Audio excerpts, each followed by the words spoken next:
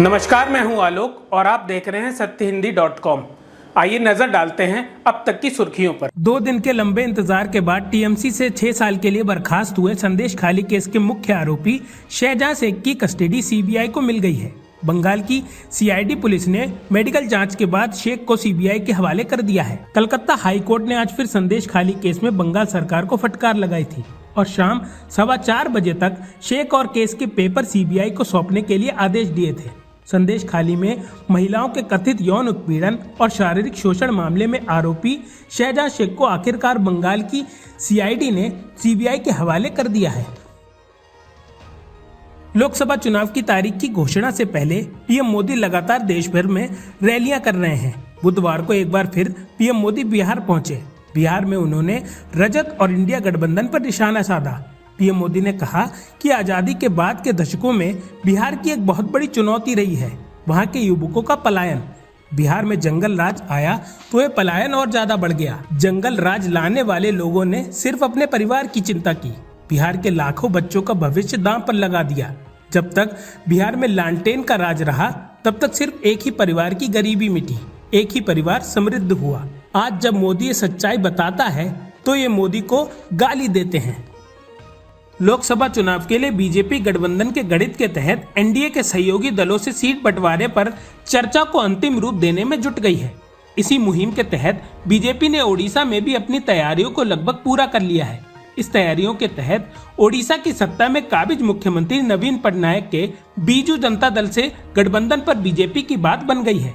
सूत्रों की माने तो बीजेपी और बीजेडी के बीच सीट बंटवारे को लेकर भी बात हो चुकी है। जानकारी के मुताबिक इस गठबंधन के तहत लोकसभा चुनाव में बीजेपी को 13 से 14 सीटें मिल सकती हैं और बीजेडी को 7 से 8 लोकसभा सीटें दी जा सकती हैं। महाराष्ट्र में बीजेपी 32 सीटों पर चुनाव लड़ेगी। 2024 लोकसभा चुनाव के लिए एनडीए के घटक दलों के बीच सीटों की संख्या तय हो गई है।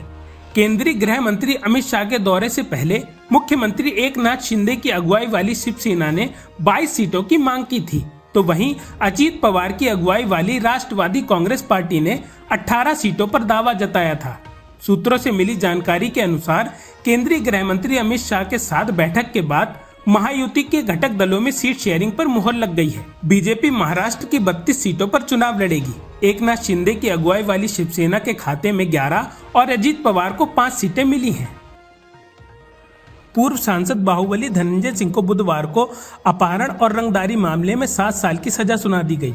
मंगलवार को दोषी ठहराए जाने के बाद भले ही धनंजय सिंह कुछ खुलकर नहीं बोले थे, कुछ नहीं बोलकर भी कोर्ट पर बहुत कुछ बोल गए थे, अब सजा के बाद खुलकर बोले हैं। धनंजय ने अपनी सजा को चुनाव लड़ने से रोकने के लिए षड्यंत्र करार दिया है। धनंजय ने यह भी कहा है कि फर्जी मामले में फर्जी मुकदमा कराने के लिए फर्जी सजा सुनाई गई है। हालांकि यह भी कहा है कि कोर्ट का यह निर्णय है, इसका सम्मान है।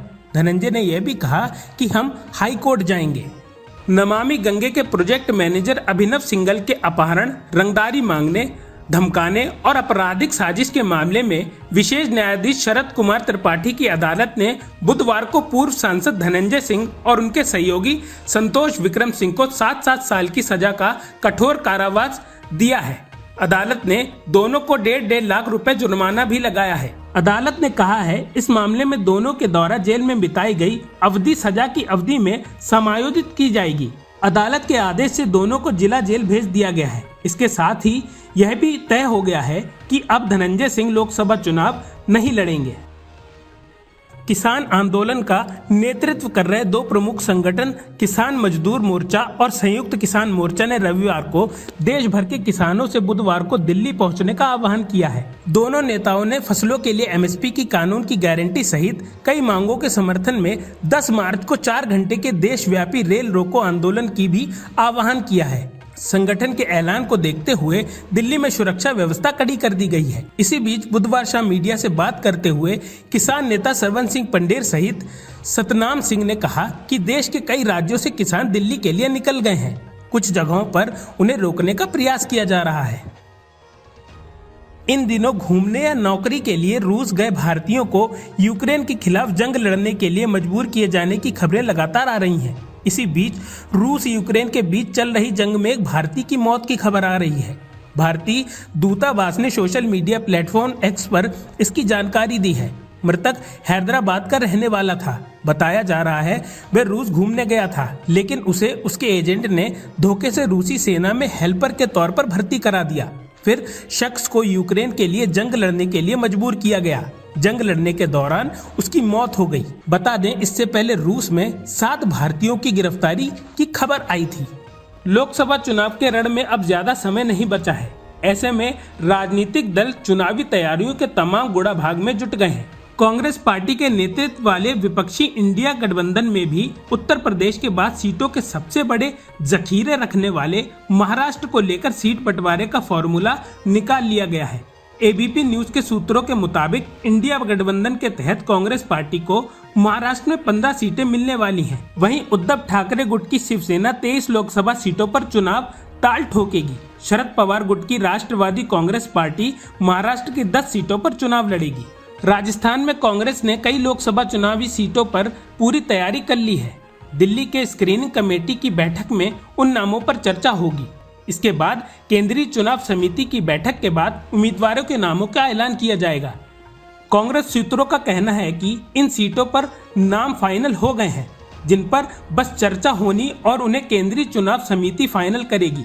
कुछ सीटों पर 4 तो कुछ पर 2 और कुछ पर 1 का नाम फाइनल हुआ है। पिछले दिनों कई बैठकों में इन नामों पर चर्चा हो चुकी है। जानकारी के अनुसार 8 मार्च के बाद किसी दिन राजस्थान के उम्मीदवारों के नामों की लिस्ट आ सकती है। चीन के साथ मालदीव के रिश्ते एक नई राह पर हैं और भारत के साथ मालदीव लगातार अपने समझौते को तोड़ रहा है। मालदीव ने भारत के साथ एक और समझौते का नवीनीकरण नहीं करने का फैसला किया है।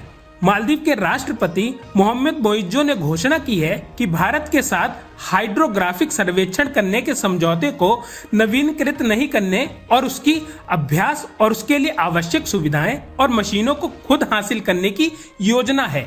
उसके साथ ही मोइज्जो ने घोषणा की है कि उनका देश इस महीने मालदीव में जल क्षेत्र में 2400 घंटे निगरानी प्रणाली स्थापित करने के लिए काम करेगा। यूपीएसटीएफ ने सिपाही भर्ती परीक्षा में दूसरी पाली का पेपर लीक करने वाले 6 आरोपियों को मेरठ से गिरफ्तार कर लिया है। आरोपियों के नाम दीपक, बिट्टू, प्रवीण, रोहित, नवीन कुमार, साहिल हैं। ये एक अभ्यर्थी से पेपर उपलब्ध कराने के लिए 8 से 10 लाख रुपए लेते हैं। एक अन्य आरोपी प्रमोद पाठक को गौतम बुद्ध नगर से गिरफ्तार किया गया है। मद्रास हाईकोर्ट ने सनातन धर्म के लिए दिए गए बयान पर तमिलनाडु के सीएम एमके स्टालिन के बेटे दयानिधि स्टालिन और ए राजा को राहत दी है। हाईकोर्ट ने डीएमके नेताओं के खिलाफ दायर याचिका खारिज कर दी है। सनातन धर्म के लिए उदयनिधि स्टालिन, पीके शेखर बाबू को विधायक और डीएमके सांसद ए राजा को सांसद पद से हटाने की मांग को लेकर याचिका दायर की गई थी। इस याचिका के खिलाफ डीएमके नेताओं ने मद्रास हाईकोर्ट में रिट दायर की थी। इस पर सुनवाई करते हुए हाई कोर्ट की चीफ जस्टिस अनीता सुमंत की बेंच ने डीएमके नेताओं को राहत देते हुए उनके खिलाफ दायर याचिका खारिज कर दी है। अनुच्छेद 370 प्रावधानों को निरस्त करने के बाद पहली बार प्रधानमंत्री नरेंद्र मोदी गुरुवार को कश्मीर की यात्रा पर पहुंच रहे हैं। इस दौरान श्रीनगर में कई विकास परियोजनाओं का अनावरण करेंगे और एक सार्वजनिक रैली को संबोधित करेंगे। पीएम मोदी श्रीनगर बख्शी स्टेडियम में विकसित भारत विकसित जम्मू कश्मीर कार्यक्रम में भाग लेंगे और केंद्र शासित प्रदेश में कृषि अर्थव्यवस्था को बढ़ावा देने के लिए लगभग 5,000 करोड़ रुपए की पहल का उद्घाटन करेंगे। प्रधानमंत्री नरेंद्र मोदी ने बुधवार को पश्चिम बंगाल में संदेशखाली की महिलाओं से मुलाकात की। इस मौके पर उन्होंने कहा कि पश्चिम बंगाल में महिलाएं गुस्से में हैं और संदेशखाली में शुरू हुआ तूफान केवल द्वीप पर ही नहीं सीमित रहेगा, बल्कि पश्चिम बंगाल के हर कोने तक पहुंचेगा। ममता बनर्जी सरकार पर निशाना साधते हुए प्रधानमंत्री ने कहा कि बंगाल सरकार एक अपराधी को बचाने के लिए अपनी पूरी ताकत लगा रही है। पीएम मोदी ने कहा कि टीएमसी सरकार को अपने अत्याचारी नेता पर भरोसा है, बंगाल की बहन बेटियों पर भरोसा नहीं है। प्रधानमंत्री मोदी के समर्थकों के मोदी का परिवार अभियान के विरोध में विरोधियों द्वारा चलाए जा रहे अभियान पर कार्रवाई की गई है। पीएम मोदी के विरोधियों द्वारा दिल्ली में पोस्टर लगाए जाने के बाद कार्रवाई की गई है। दरअसल दिल्ली पुलिस ने मध्य दिल्ली के कई हिस्सों में लगे भगोड़े कारोबारी नीरव मोदी और विजय माल्या के साथ प्रधानमंत्री मोदी की तस्वीर वाले पोस्टर के संबंध में प्राथमिकी दर्ज की है। रिपोर्ट के अनुसार पोस्टरों पर कैप्शन में था मोदी का असली परिवार और नीचे भारतीय युवा कांग्रेस लिखा हुआ था। कांग्रेस के पूर्व अध्यक्ष और वरिष्ठ नेता राहुल गांधी आगामी लोकसभा चुनाव में अमेठी से चुनाव मैदान में होंगे। सूत्रों से मिली जानकारी के मुताबिक राहुल गांधी इस बार अमेठी और वायनाड से चुनाव लड़ेंगे। वहीं खबर यह भी आ रही है कि इस लोकसभा चुनाव में प्रियंका गांधी रायबरेली से चुनाव लड़ेंगी। प्रियंका गांधी के लिए पहला मौका होगा जब वे लोकसभा चुनाव लड़ रही होंगी। प्रियंका गांधी रायबरेली से चुनाव लड़ने के साथ ही चुनावी राजनीति में आगमन करने जा रही हैं। उत्तराखंड में 18 दिसंबर 2023 से लापता हुई अंकिता भंडारी का शव 24 दिसंबर की सुबह ऋषिकेश की चीला नहर से मिला था। वो ऋषिकेश के वनंतरा रिजॉर्ट में रिसेप्शनिस्ट थी। पुलिस ने बताया था कि रिजॉर्ट का मालिक मैनेजर अंकिता पर आने वाले कुछ मेहमानों के लिए स्पेशल सर्विस देने का दबाव बना रहे थे। जब उसने विरोध किया तो उन्होंने उसकी हत्या कर दी। इस मामले में भाजपा नेताओं के नाम आने के बाद पुलिस ने काफी दिनों तक कोई कार्रवाई नहीं की तो लोग भड़क उठे।